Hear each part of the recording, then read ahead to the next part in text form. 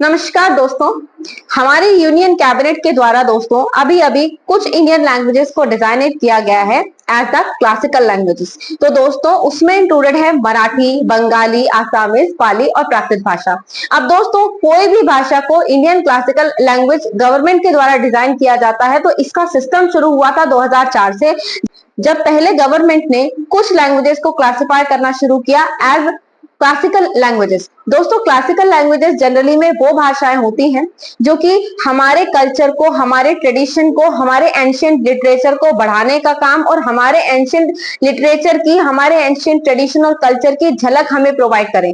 ये एक बहुत बड़ा हेरिटेज होता है हमारे लिए लैंग्वेजेस के फॉर्म में जो अवेलेबल होता है। दोस्तों इंडियन क्लासिकल लैंग्वेजेस जो है दोस्तों वो हमें एक वैल्यूएबल इंसाइट्स प्रोवाइड करती हैं बहुत सारी डाइवर्स फील्ड में, जैसे कि लिटरेचर में, फिलोसफी में, रिलीजन में, इन सभी फील्ड में कैसा एंशिएंट ट्रेडिशन और कल्चर हुआ करता था इसकी झलक हमें हमारी लैंग्वेजेस और लैंग्वेजेस का जो अवेलेबल टेक्स्ट है और कल्चर है उससे पता चल जाता है दोस्तों। इसलिए ये हमारे लिए एक वैल्यूएबल हेरिटेज है दोस्तों। अब दोस्तों जो गवर्नमेंट के द्वारा इंडियन लैंग्वेजेस को डिजाइनेट किया गया है as the Indian classical languages, वो दोस्तों टोटल 11 है 2004 से लेकर अब तक की। सबसे शुरुआत में तमिल, तेलुगु, संस्कृत, कन्नड़, मलयालम और उड़िया से शुरुआत हुई थी। 2014 में लास्ट उड़िया को बनाया गया था क्लासिकल लैंग्वेज और अब दोस्तों 5 और इंक्लूजन इसमें हुए हैं। दोस्तों अगर कोई भी भाषा को हम क्लासिकल लैंग्वेज क्लासिफाई कर रहे हैं या फिर डिजाइनेट कर रहे हैं तो उसको ऑफकोर्स कुछ ना कुछ बेनिफिट तो गवर्नमेंट स्पेशल देगी, क्योंकि हम उसको बाकी भाषाओं से अलग कर रहे हैं।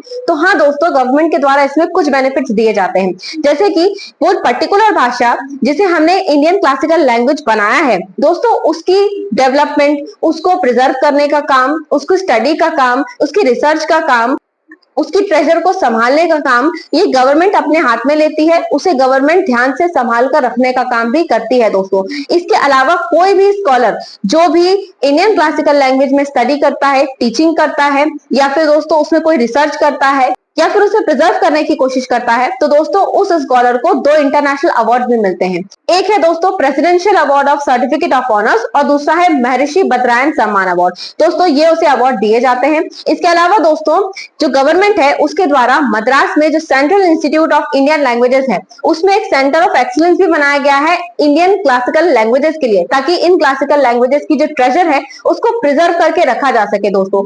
अब अगर दोस्तों हम किसी भी भाषा को क्लासिकल लैंग्वेज डिजाइनेट कर रहे हैं तो कोई क्राइटेरिया तो होगा जिसके तहत इसको क्लासिफाई किया जाएगा या डिजाइनेट किया जाएगा। तो दोस्तों सबसे पहले तो कोई भी भाषा जिसे हम इंडियन क्लासिकल लैंग्वेज बना रहे हैं उसकी एंटीक्विटी काफी हाई होनी चाहिए। मतलब दोस्तों वो भाषा कोई नई नहीं बल्कि काफी पुरानी भाषा होनी चाहिए जिसका टाइम पीरियड करीबन 1500 से 2000 साल के आसपास का हो।